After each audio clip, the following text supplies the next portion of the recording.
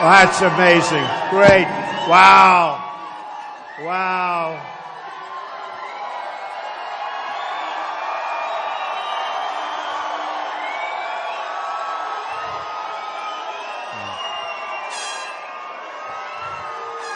Beautiful. Thank you. Thank you.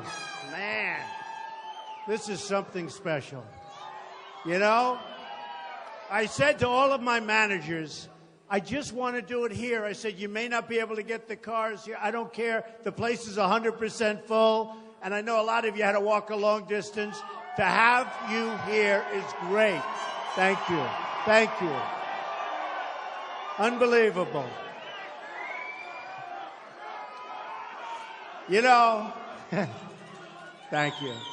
I want to start by thanking the fire department. They have a lot of people in here, I have to tell you. And I want to really thank the fire department and the police. And they're here someplace. Hey, fellas, come up here. Come up. Come up here. Come here. Get up here. These guys have been so incredible today with the traffic and everything. And I just want to thank our police department. They have been absolutely incredible. Look at these guys. Look at these guys.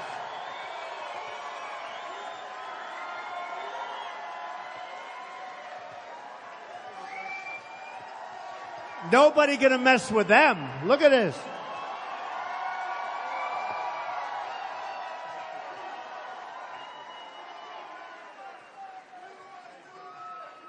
Thank you very much, fellas. They don't want to leave the stage. They'll never leave.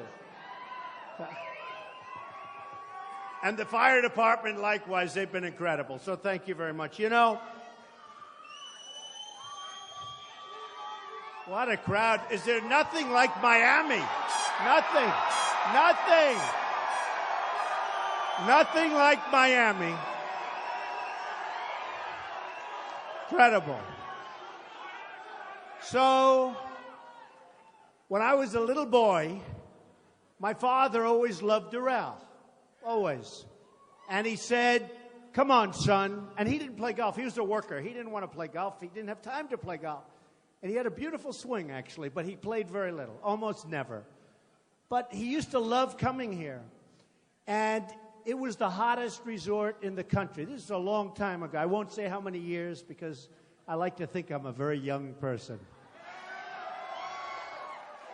But a long time ago, at the beginning. And he would say, let's go, and would walk around. And who would have ever thought that someday I'd own this place, right? Who would ever thought it? Who would ever thought? But what happened is Doral is very interesting. It had 5 courses, almost 800 acres right smack in the middle of Miami. Incredible location, right near the airport. You're 10 minutes away. And always did well. It was always one of the top places. And then, sadly, Wall Street got a hold of it. The original developer, boo, boo, boo, boo. Oh, they're going to pay tax. Don't worry about it. They're friends of mine, but they'll pay. They're going to pay. Don't worry. But you know,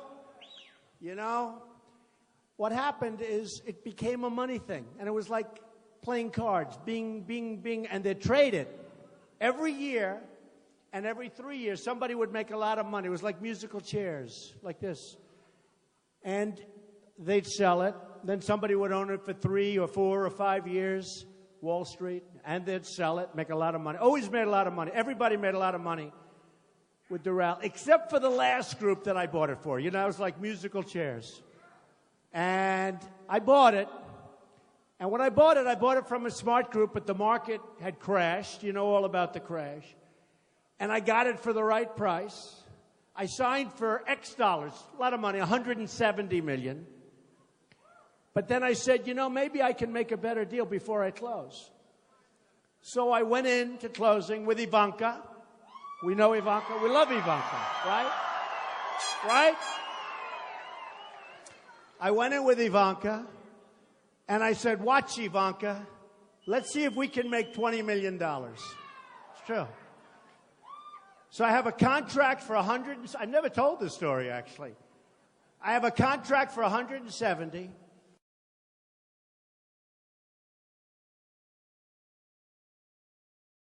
Wore suspenders without the jacket, right? You know, the jackets were behind the seat.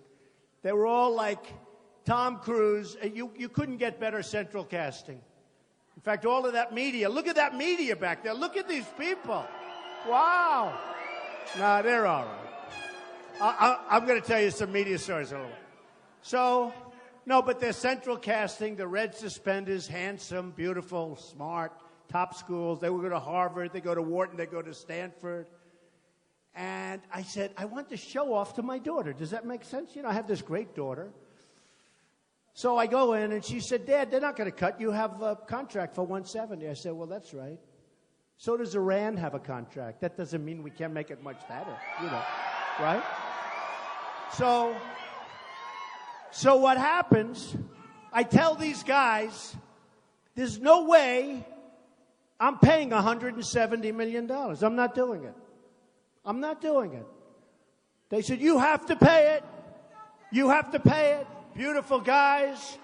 You have to pay it. You really have to. And I said, there's no way. That's all right.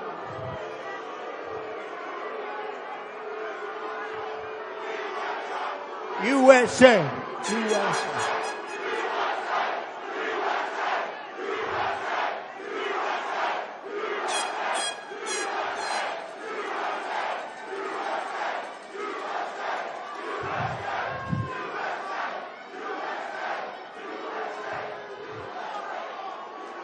Don't hurt him. Don't hurt him. Don't hurt him. You can get him out, but don't hurt him. We don't want to.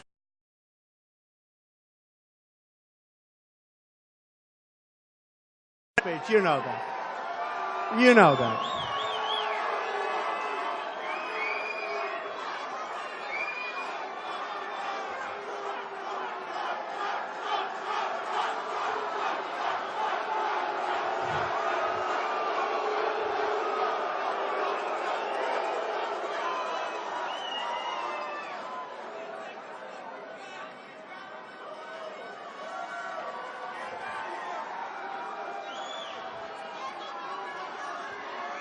Great. Great life. It's a great life. It's a great life. That's all right. That's what the country's all about. I mean, we got to be able to speak, and every once in a while be a little bit disrupted, but it doesn't take long. It doesn't take long. So, let me just finish the story. Thank you. Too bad we had to throw him out, but sometimes you have to throw people out, right? You have to do it. Have to do it.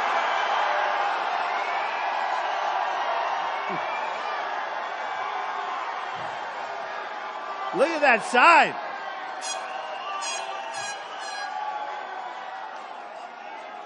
Look at the size of that sign. Can you believe that? Wow. Thank you. Beautiful.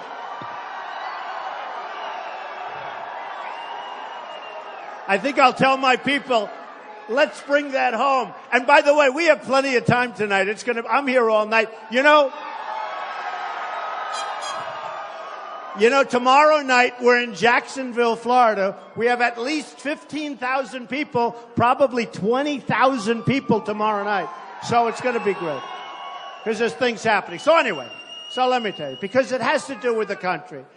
So I go into the room. I say, fellas, the contract is not right. This place is in much worse shape than you told me. I've gone all over. You have to have it signed first before you can do this. I've gone all over. And it's not fair. What you're selling me, you shouldn't be selling. I'm not closing this deal. I'll give you 100.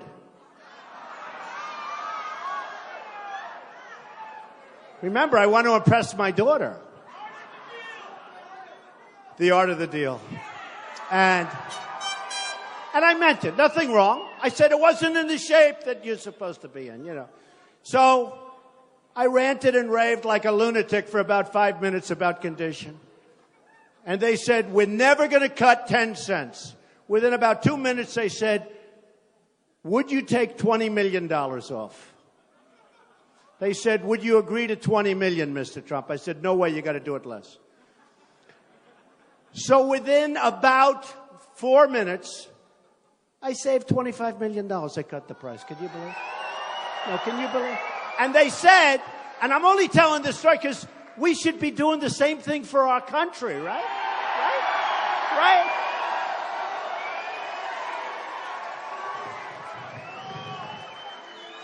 So my daughter was very impressed. And I mean, the whole thing took less than 5 minutes. And the actual number after tax, I actually saved $20 million. And I just said, Ivanka, we just bought the furniture. That's very nice, right? So then I had a decision to make. We have this great place. I had a decision. Legendary place. And the decision was, do we fix it? Do we fix it?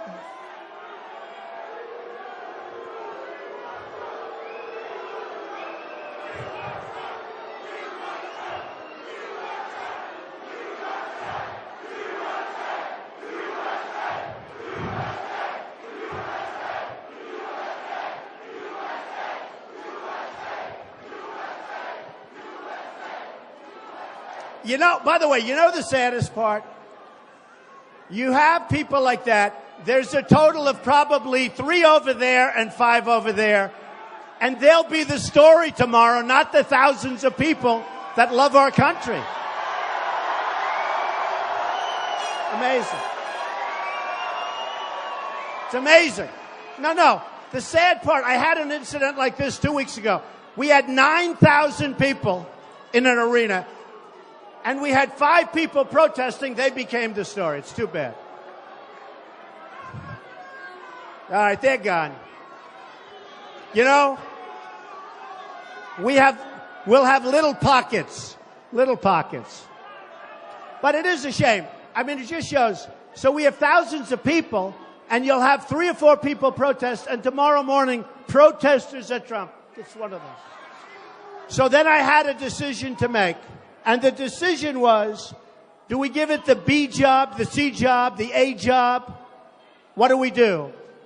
And we gave it the A+ job. And we built something that we love. We built something that we love. Really love. And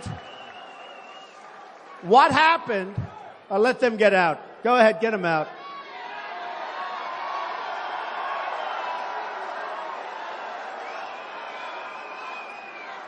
See, the first group, I was nice. Oh, take your time. The second group, I was pretty nice. The third group, I'll be a little more violent. And the fourth group, I'll say, get the hell out of here.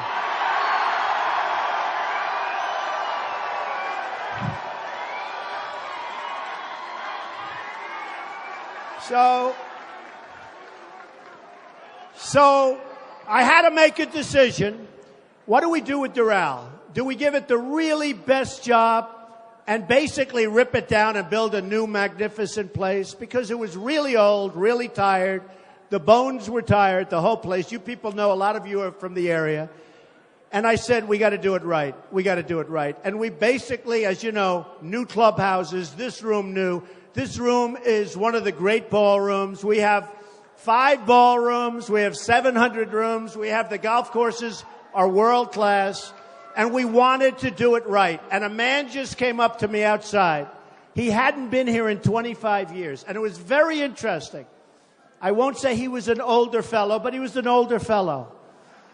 And he said, you know, Mr. Trump, this place is magnificent. And by the way, David Fader, wherever the hell you are, David, where are you, David? David Fader is our president and general manager. He has done some incredible job. And this is now the hottest resort of its kind anywhere in the United States. It's bringing tremendous business to the Miami area and the Doral area. And it's become the hottest place, so it's really good. In fact, the PGA Tour just gave us a 10-year extension on the tournament, which they never do. So that's how good it is. They never do that. So it's become a really, really successful place. But this gentleman came up to me, and he said, and it was so simple, and yet it was so beautiful. He said, Mr. Trump, I haven't been back here in 25 years. It was in very, very bad shape. I actually bought it out of bankruptcies from some people that I know very well that are killers, but they didn't really know what they were doing in this case.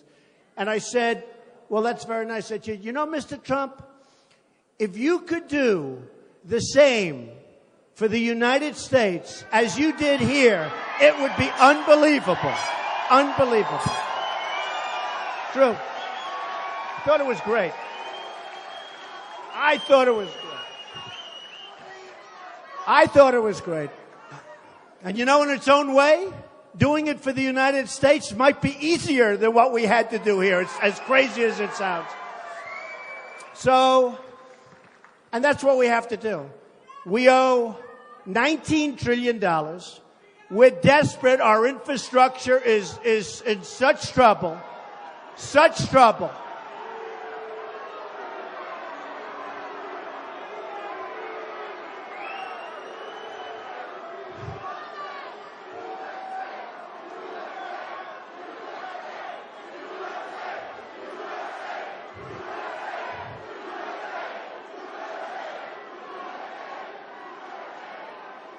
Hey, isn't this more fun than having like a normal deal, right? Right? I mean, supposing we had like a normal speech, we talk and talk and talk. The evening ends, we go home, go to sleep. This is more fun, right? You know? You know, they used to call it the silent majority, but they don't use that anymore because, frankly, it's no longer silent because we're not going to take this crap anymore. We're not going to take it anymore. We are not going to take it anymore.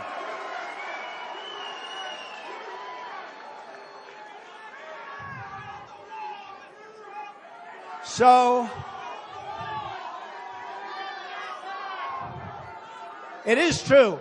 You know, for years, you haven't heard that term silent majority. I don't know. It was a long time ago, and people thought it was politically incorrect. And I started using it, but then I started realizing, honestly, it's not silent. There's nothing silent.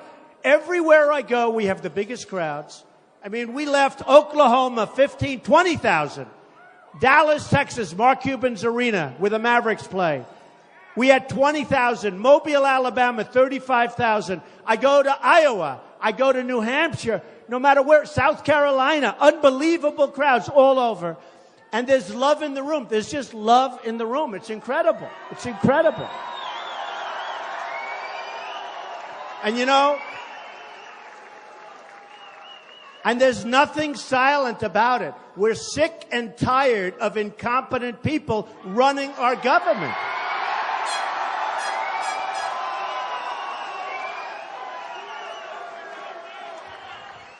So I did something today that was quite exciting, although I think actually owning Doral is more exciting, but that's okay. But I did something today that was interesting, and it got a lot of press. I see it's got a lot of press. They have these things called super PACs. Nobody knows what the hell they are, what they mean. It's the dumbest thing I've ever seen. And all of the candidates have super PACs. And they're controlled to a large extent by investors. They're controlled by lobbyists, special interests, countries. You know, when you wonder why our politicians make such bad deals with foreign countries and with other deals, it's because they're totally controlled by people that benefit even if our country doesn't benefit. It's true. It's true. And the super PACs are a disaster. You have Jeb Bush. Did anybody ever hear of Jeb Bush? Jeb.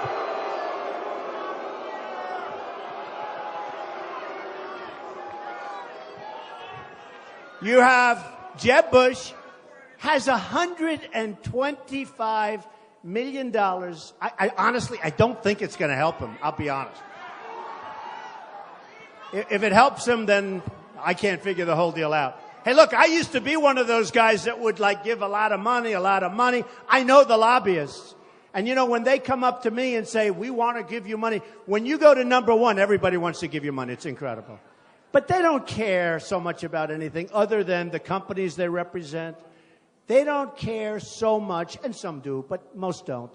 They want influence. They want power. They want to take these people like little puppets, and they want to say, you do as I told you because I gave you $5 million and you better do it. Well, nobody's giving me anything, okay? Anything. Nothing.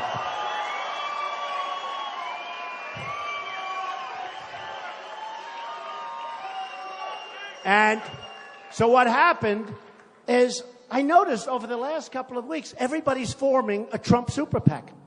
I'm not forming. They're all over the place. I thought we had 4. Then I heard we had 5. Then I heard we had 8. Then I heard we had 9 or 10. Now, I don't know. Are they good or is it a scam? Because, you know, some of them, seriously, some of them I assume are like legitimate people. They love Trump. They want to do things. They'll go and do whatever they're supposed to do. And you don't talk to them. You know, they're supposed to be like independent. And others, I would imagine they probably pay themselves salaries, and who the hell knows what happens with all the money. So we did something today. That was all I know is I haven't gotten any of this money. None of it. I feel guilty about that. I feel a little foolish, actually. And we wrote notices and notifications, sent them all to the government, to the people, to everybody, that we don't want super PACs, that we don't want anything to do with them, to close them up ideally, hopefully to give the money back, whatever money's raised.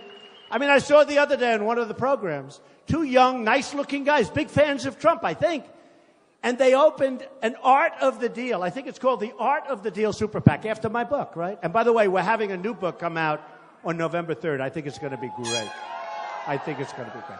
But the Art of the Deal Super PAC. And they look very good. And they talked about we love Trump, where they're going to do this. And, you know, probably it's true. I don't want to take any I don't want it. I don't want any help. I don't want.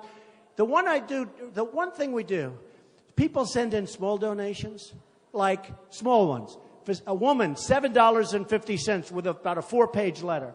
Another woman, $50, $30, $90, $250. But that I love. Because, number one, you can't send it back. How do you send a letter back to a woman who loves the country, who's giving a lot of money? That's like giving $1 million to a rich person. How do you send the $7.50 back? You can't. You can't. There's no letter you can write. It's true. There's no letter that you can write to that woman to say, we don't want your money, okay? So that's the only stuff. And we take it. And it comes in, and that's the only stuff we want. But we don't want any of the, you know, the big money. We don't want any big money. And so today, I did something, started getting big press, actually, this evening, because nobody's ever done it. I disclaimed and disavowed all super PACs. I don't want any of them. I don't want their money. I don't want anything. And I said very strongly, when we wrote the letter, and I told my attorneys and everybody, that I think every candidate running right now for the presidency should disavow their super PACs. They should disavow their super PACs. You know, and these super PACs are really running the campaigns. They're running the campaigns. For instance, I hear in Iowa that there's going to be a merger of Ben Carson, and I like him. He's a nice guy. They're going to merge the super PACs. He's got 2 of them. And they're going to run, and they've been running his campaign, and he doesn't hardly have to go there. And I'm saying, what am I? Why? I'm not allowed to do anything? It's really unfair. But I think they shouldn't be allowed to do that. I don't know if they're allowed to do that. But how do you have super PACs running campaigns? Now, and then when you think of it, so you have these super PACs with millions and millions of dollars, and they're running a campaign. Do you think those people that are running those super PACs, and those people that are giving tremendous money to the super PACs, do you think they control those candidates 100%? The answer is yes. Yes. And I don't want any confusion. And I said it. I don't want any confusion. People were calling, well, you have all these super PACs. Therefore, I said, I don't even know who these people are. So here's what's happening. All candidates disavow your super PACs. Run for office and be proud. But disavow your super PACs. Drop them. Drop them. And ideally, give the money back to the people that put it up there. That's what you should do. So we'll see what happens. We'll see what happens. But to me, it's very important. This super PAC thing is a terrible thing that's happening in this country. It's a terrible, terrible thing. And it's controlling our politicians. They're puppets. It's controlling our politicians. I mean, Bush had somebody the other day going to Berlin, Germany, to pick up money. Berlin, Germany. What do you think Germany gets out of that one? Okay? Other people have tremendous amounts of money put up, and we can't have it anymore. We have to bring honesty back to politics, folks. Got to do it. Got to do it.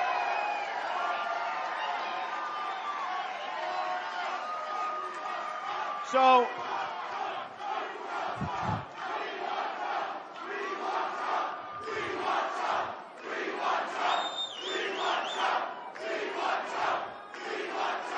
thank you. Thank you. Thank you. So a very interesting thing happened. Very sad today. Very, very sad. Because you know the press is very dishonest, right? We know. Not all of them. Not all of them. But we have them all back there. Look at those cameras. Look at those suckers. Boy, they are all covering. They are all covering. They are covering Trump, and they're covering you. And they'll all be with us tomorrow night in Jacksonville. And by the way, if you can, it's going to be wild. Come back up. It's going to be it's going to be wild. So, a crazy thing happened. I love polls. Everybody knows I love polls. And they said, I wonder what would happen if Trump wasn't number one in the poll. And somebody said, oh, if he wasn't number one, maybe he'd drop out of the race. Believe me, I'm not dropping out of anything. That I can tell you. Never, ever. I'm not dropping out of anything.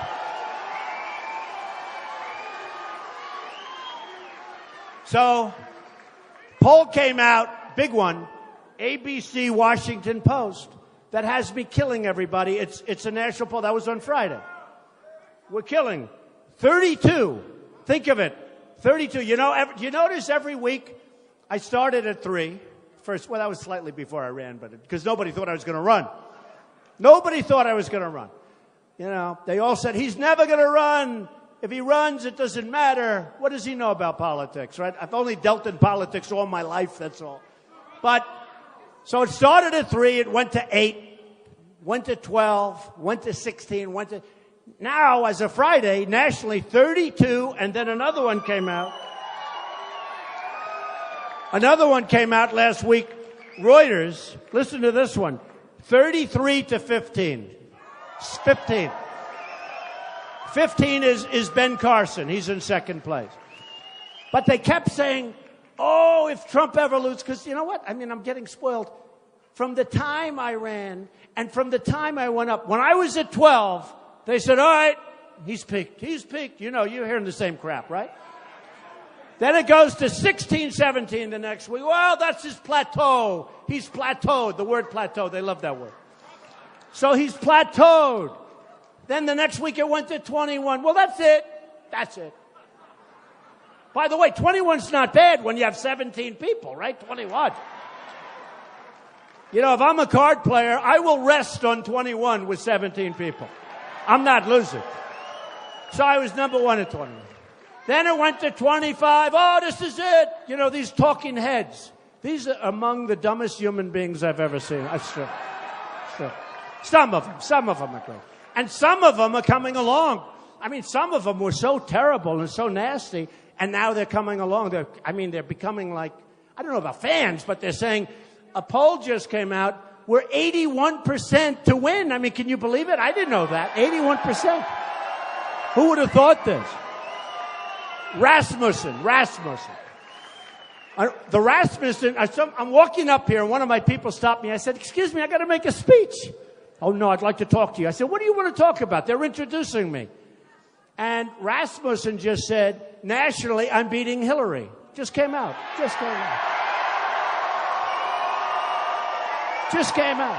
Hey, what's the beat?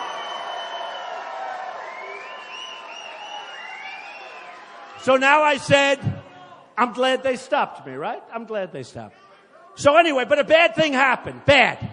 So look, I mean, I just wrote down a few of them, and then I'll tell you what was bad. So I'm winning New Hampshire by like 22 points. New Hampshire, unbelievable great. I'm winning New Jersey by a lot. A lot. And Chris Christie's a friend of mine. But I'm at 29, he's at 5. That's a lot. That's a big difference. I'm winning Florida. I'm beating Bush and Rubio. Right? Right?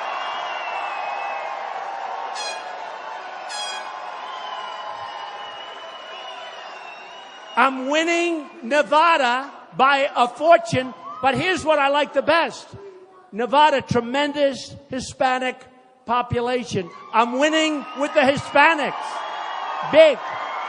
Winning with the Hispanics.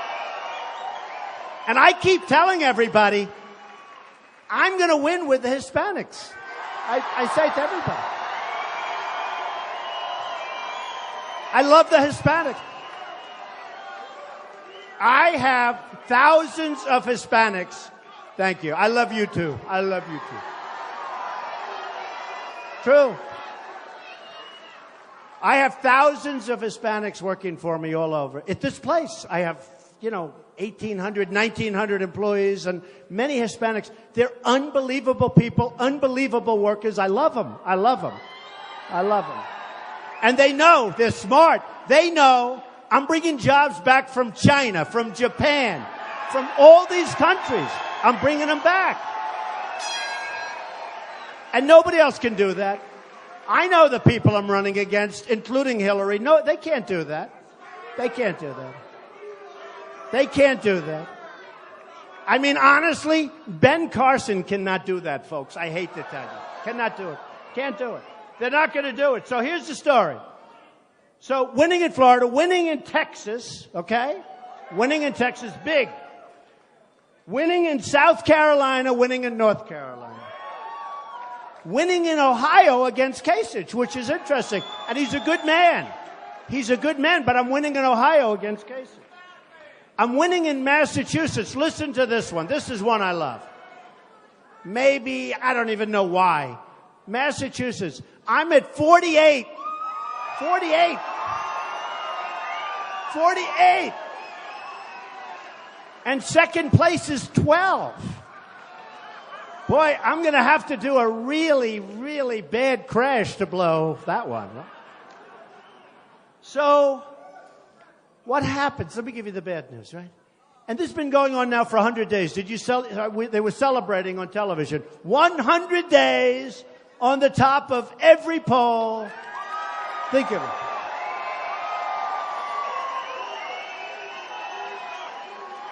100 days on the top of every single poll, national and state. Okay, that's the good news, right? Let me give you the bad news. The press was so happy. The press. I love Iowa, and I honestly think those polls are wrong.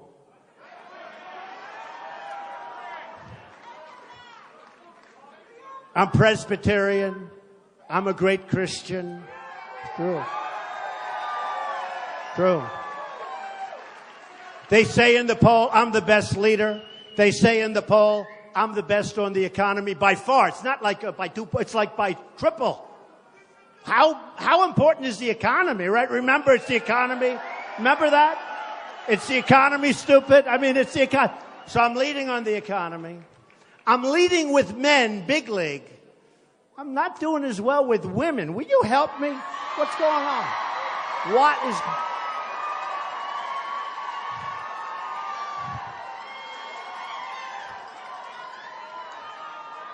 Which I don't... Look, nobody respects women more than me. Greatest person ever was my mother, believe me. The greatest.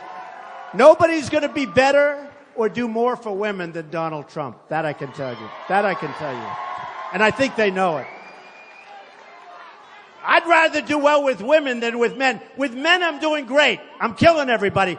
With women, not terrible, but I could do better. So what happens is the poll comes out, right? And the press was so happy. Headline. Now, just so you understand, if I were in first place, it wouldn't even be discussed. Nobody would mention it. But here it is all day long. Oh, my head. I turn on the television. Headline. Bigger than Hillary's talk yesterday on Benghazi.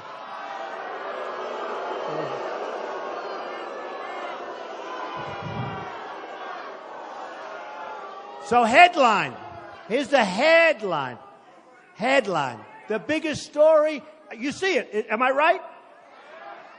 Trump falls to second place in Iowa. I said, no way. The press was going crazy. They loved it. They were so happy. I won't mention the names, but you know some of them. You know some of them. We have a breaking story. Donald Trump has fallen to second place behind Ben Carson.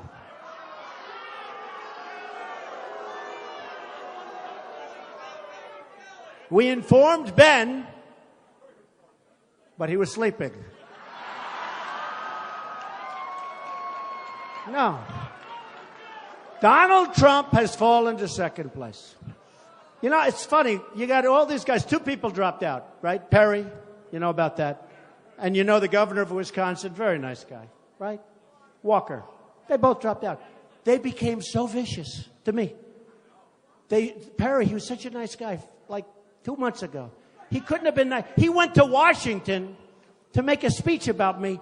It was so vicious that those that loved me started crying. Maybe not. No, it was vicious. It sent, then, and we had so many. You had Lindsey Graham.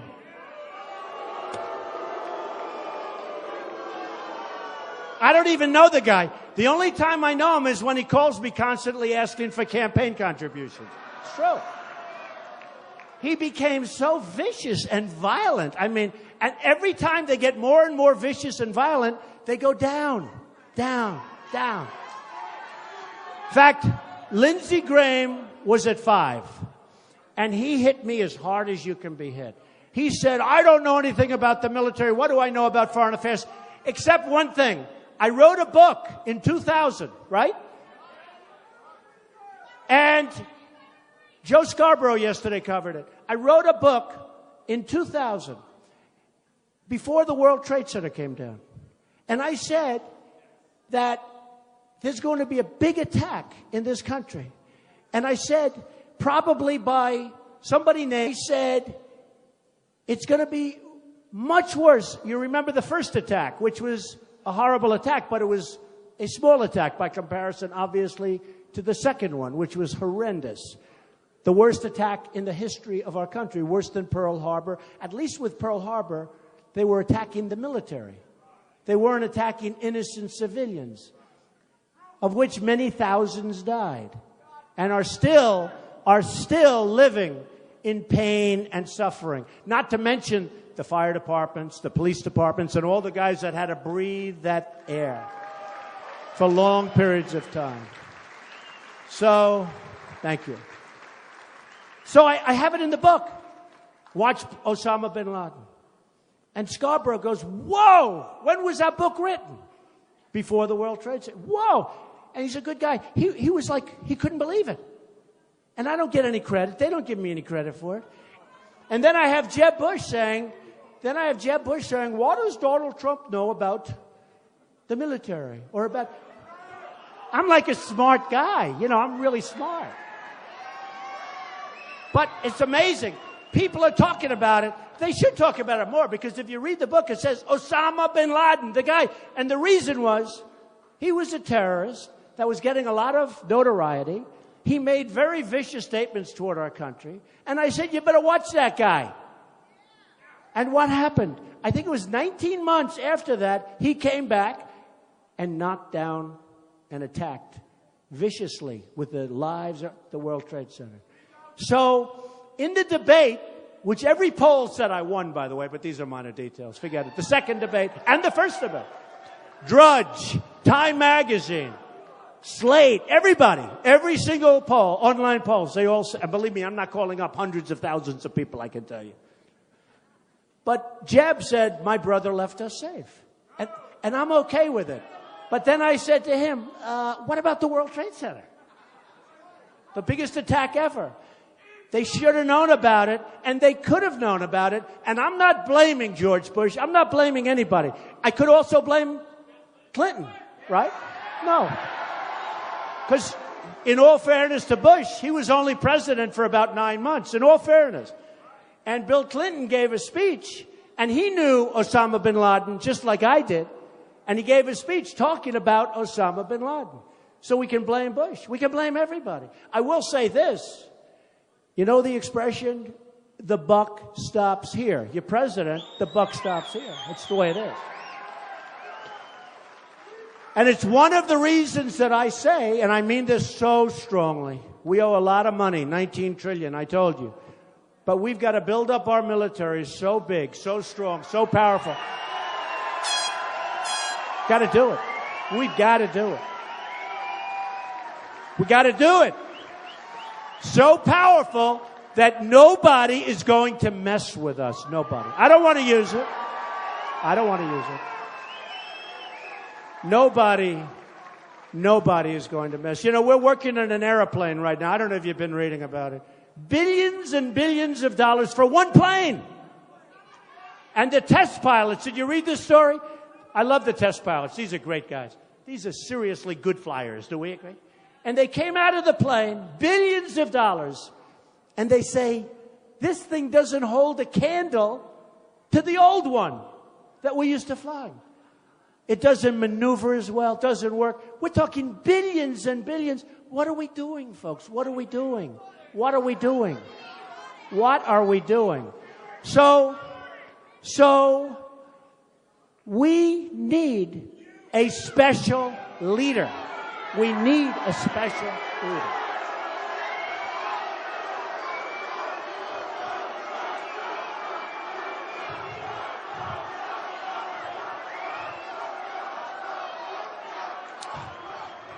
We need a special leader. So let me just say. So the headlines blared. I don't believe those polls, by the way, because both of those pollsters do not like me. I'm telling you. Now, I'm not saying anything that goes on illicitly with polling, okay? I would never, ever say that. But both of those polling groups do not like me at all. And I disagree. I don't believe it. I was just interviewed. Where is Jake Tapper? Is he here? Jake. Where's Jake? What happened to Jake? No, he's a good man. He just interviewed me. Watch me. 9 o'clock. Sunday morning, Jake Tapper on CNN. What the hell happened to Jake? He's here someplace. He's here someplace. He's a good man. Oh. Maybe he's shy. But he's here someplace. But it's good. It's 9 o'clock on Sunday morning, CNN.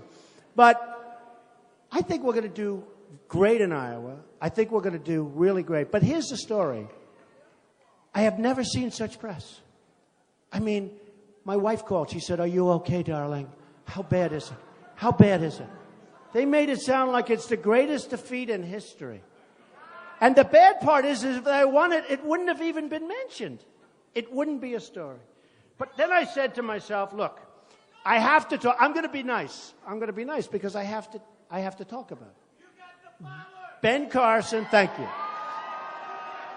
Ben Carson is the one that's leading Iowa, supposedly. Okay? And I said, I got to talk about him. A friend of mine who happens to be a great, great athlete. He happens to be African American. He calls himself black. He said, I'm black. I said, I can't say that. It's not politically correct. It's true. He said, Donald, you're the greatest trash talker that ever lived. And I never he says this to me. He said, and I never thought I'd say it about a white guy. Can you believe this? And I said, I don't know if that's true or not, because I refuse to acknowledge. He said, when you said low energy for Bush, you defined him so incredibly. It was over. He can have $125 million in the bank, Donald. It's over. It was just defined. But I said, but Ben Carson is super low energy, right? It's super. He's super low. Super low energy. We need tremendous energy. We need tremendous energy.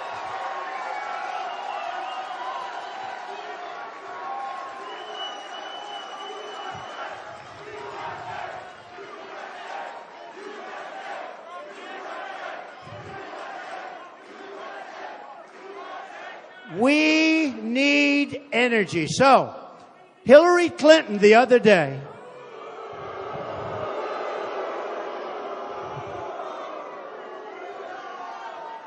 she said, I don't like Donald Trump's tone. I don't like his tone. Tone. Can you imagine my tone? My tone. Think of it. She doesn't like my tone. We have people, they're Christians, and their heads are being chopped off in the Middle East. We have people that are dying by the thousands all over this country. We have people that are being drowned in cages. It hasn't been like this since medieval times. It's true. Who would ever think? And she's talking about my tone. Think of it. Think of it. Think of it. We have to be politically correct. So they can chop off the heads of an American Christian, and we can't waterboard. It's not fair. No, it's not fair. No, think of it. Think of how crazy and how lopsided our country has become. Think of what's going on. Think of what's going on. Think of why we're not respected. Think about Sergeant Bergdahl, a traitor. A traitor. Think of him. He's a dirty, rotten traitor. 6 people died going after him. They died. 6 young, incredible, brave people died. The deal is, we get Traitor Bergdahl. They get 5 of the best people that they have, that they've been after for 10 years. They get 5 killers that are right now leading and back on the battlefield, trying to kill everybody, including you. And we get Bergdahl, a traitor. Okay? We get Bergdahl. And then, 2 days ago, it came out that Bergdahl, they don't want to put him in jail. You know, in the old days, boom, firing squad. No, it's true.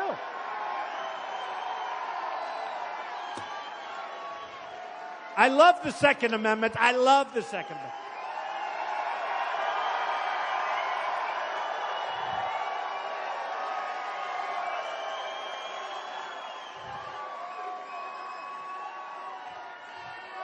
So 2 days ago, it comes out that Sergeant Bergdahl won't even have to go to jail. Oh, think of it. Where have we gone? Where have we gone? What's going on with our country?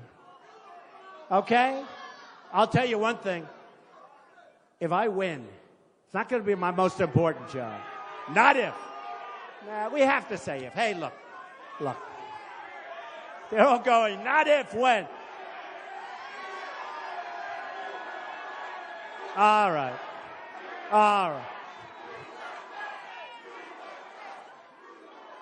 Okay, I have a, you know what? The word should be if, but you know what? They're going crazy up here. They're saying when. So when? Okay, when? When? And I hope so, because I'll tell you, we can make our country so great again. Can make it so great again. But I promise you, we will be reopening that Bergdahl disaster. We will be reopening it. It's going to be a lot of things are going to be reopened. There are a lot of things going to be reopened. You're going to have a lot of things reopened. So I went to my people, and just like Doral, I got it for $170. Everyone thinks it's done. I say, let's make it $150. They say, how can you do that? You signed a contract. I did, but the place, just like that, we have deals with China that are done. Somebody said, well, they're signed. I said, that's okay. They violated every deal we ever made. No, they violated. That means they're in default. That means they're in default, okay? So I said to my people 2 weeks ago, I said, go back and tell me what is our trade imbalance with, I picked 3 countries, China, Japan, and Mexico. I just want to find out. I'm just curious. So Mexico, and I love Mexico, and I love the Mexican people, but their leaders are too smart for our leaders. Our leaders are so stupid. They're so stupid. So with Mexico, we lose about $45 billion a year. Would you say that's a lot? But that's okay, because that's peanuts compared. Wait till you hear. Japan, we have an imbalance of $70 billion a year. 70 billion. 70 billion. It's most people don't even know what that is. What does it mean? The number is so massive, it's not even recoverable. But I can recover, believe me. But here's the beauty. And I love China. They buy my apartments. They give me $25 million. I do them like hotcakes. But China is the most unfair because, well, Japan's right there. You know, Japan sells those. They just devalued the hell out of their currency. You saw that, Japan. But China gave the biggest, greatest devaluation in the last 2 decades, meaning 20 years. The biggest devaluation. So I said, what's the trade imbalance? They told me Mexico first. I said, wow, that's a lot of money. Then they said Japan. I said, wow, that's even more money. I said, give it to me with China. Almost $400 billion a year we lose. How stupid are we? We should be ashamed of ourselves. How stupid are we? And I don't blame China. I don't blame them at all. I have friends from China. They used to come up and see me and say, oh, Donald, we can't believe that we get away with this. It's unbelievable, you people. They are incompetent. Then I said, I'm running for president. They called me. No, we were only kidding. You're actually, it's amazing. They had no idea I'd be revealing their conversation. They can't even believe they get away. First of all, when China sends us their goods, there's no tax. There's no nothing. When we send China, number one, they won't accept them. If they do accept them, they have massive taxes and tariffs. It's a one-way street. It's a one-way street.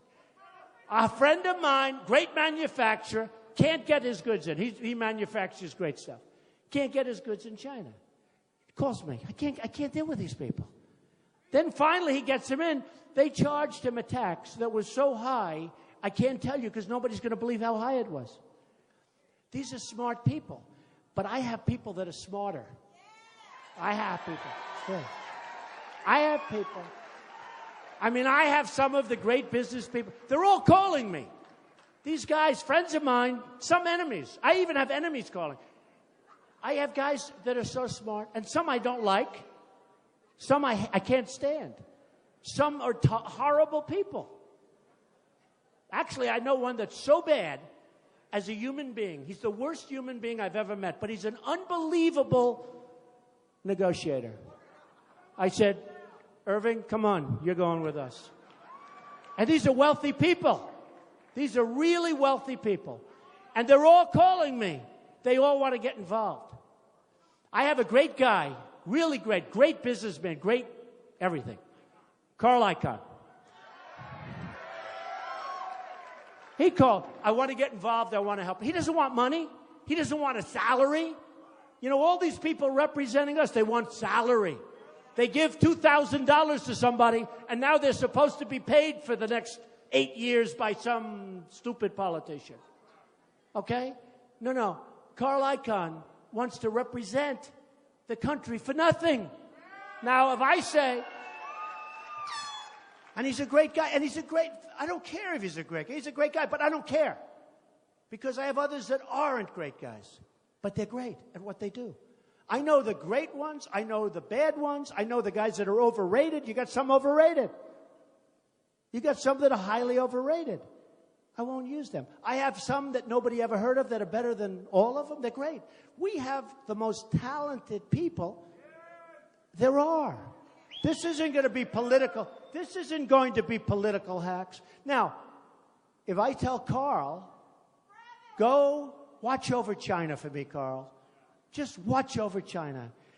Trust me, good things are going to happen for us. Believe me. Really good things are going to happen. I mean, we have a thing right now going on. It's called corporate inversion. Nobody knows what it is, but companies have trillions of dollars in other countries. And we can't get it back into this country. You know that, right? You've been hearing about it. Trillions. They know the number is $2.5 trillion. I say it's much higher than that. Nobody really knows. I think it's right. So at least $2.5 trillion is offshore, all these different countries. And what we're doing is our companies are going to, and they've already started, leaving the United States. A lot of it's luck. So what happens is the Democrats and the Republicans both agree that we should bring them on. Who cannot agree? For 3.5 years they've agreed, and they still can't make a deal. It's gridlock in Washington. It's lack of leadership in Washington, and we're going to stop it. We're going to stop it, okay? We're going to stop it. The other day, and it's going to be amazing, we're going to have a really dynamic country. The other day, I watched a general being interviewed. And I said to a group before, why the hell is a general being interviewed on television? I don't want my generals being interviewed. I don't want them telling what we're doing, where we're going. Can you imagine General George Patton, who used to walk in a room with blood pouring out of his eyes? Do you think this guy's going to be interviewed on CNN? I don't think so. I mean, I'm watching this general be interviewed, and the first thing is that, and I love great generals. I love General MacArthur. You know, to this day, he had the highest marks. I'm a big fan of academics, believe it or not. But he had the highest marks in the history of West Point. Highest average. That's a, smart guy. In fact, his biggest problem is he hated to listen to Dwight Eisenhower because Dwight, who was a great guy, but he was at the lower part of his class, and MacArthur was the smartest guy probably ever at West Point, at least according to academics. And he couldn't believe that he had to take orders from Ike. I mean, there's so many interesting stories. But could you imagine General Douglas MacArthur being on television saying the following? The question was by a very good man asking the questions, said, what do you think of ISIS? Can we win? And the general looked at him and said, oh, it's going to be very tough.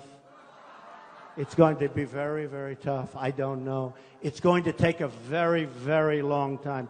And I looked at this guy and I said, number one, he's a weak person. I'm very good. Deals aren't deals. Deals are people. When you do deals, it's people, not deals. Everybody always says, deals are people. Remember it. I tell kids, deals are not deals. Deals are people. But I looked at this general. I said, I don't want him. I don't want him. I will find the smartest, and smart is very important, toughest. We got rid of a very smart one. I'm not going to mention names. But we got rid of a guy, remember? Because he was using foul language to a magazine. He was tough and mean and nasty. And the troops really respected. And we got rid of him because he was tough. I will find the General MacArthur. I will find the General George Patton. We've got him. We've got him. They may not be politically correct. Who cares? Who cares? But we're going to find them. And we're going to clean things up, and we're going to have a great country again. We're going to have a great, and respected. We're going to have a respected country. So, we have a lot to do. We will build the wall. We will build the wall. We have no choice. And by the way, people will come into our country, but they're going to come in legally. Legally.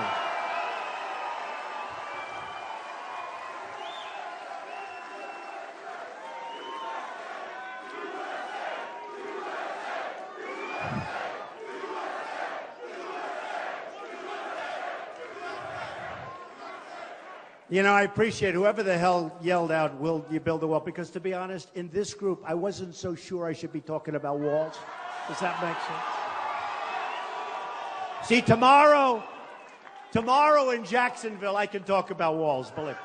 But in this one, I was a little hesitant to talk about it. Thank you. Thank you.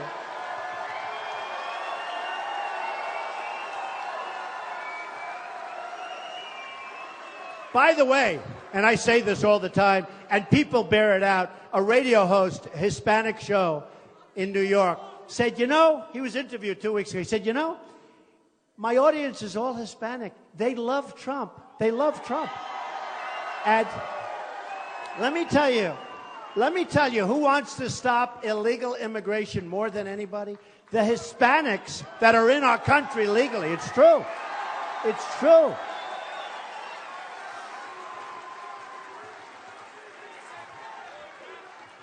So, just to finish up, our country doesn't win anymore. You know that, right? Am I right? We don't win. When was the last time we had victory? We lose with China on trade. We lose with ISIS. We lose with Iraq.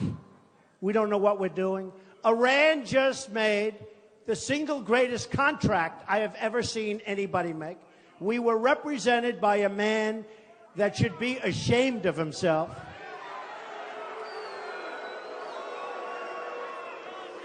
A man, Secretary Kerry, that should get the hell off a bicycle. Here's a guy falls off his bicycle during the negotiation, breaks his leg. We were represented by incompetent people. And it's not going to happen anymore, folks. It's not going to happen anymore. And let me tell you something. If and when I win,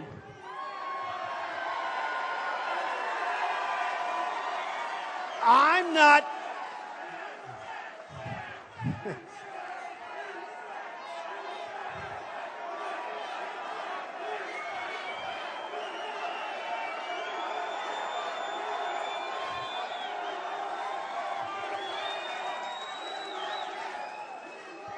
So, if and when I win, we are going to have so many victories. It's going to be so nice. It's going to be so nice. We're going to win on trade. We're going to win at everything. We're going to terminate Obamacare. We're going to terminate it. It's going to be terminated. It's going to be replaced with something much better and much less expensive for you and for the country. Let me tell you, Obamacare was a dream for the insurance companies. They've made a fortune with Obamacare. They've made a fortune. And your premiums are up 40%, 50%, 55%. Your deductibles are through the roof. You'll never even be able to use it. It is so bad. We're going to repeal it and replace it with something great.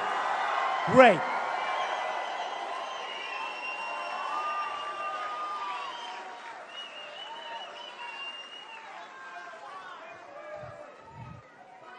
We are going to bring back the American dream.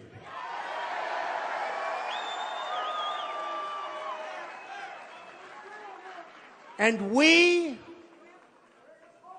this is as sure as you're standing here tonight, and look around, folks, because this is a movement. This is something very special, and it's happening all over the country, not just here in Miami. It's happening all over the country. You'll see it tomorrow in Jacksonville. It happens all over the country. We are going to make America great again. Thank you. Thank you very much. Thank you.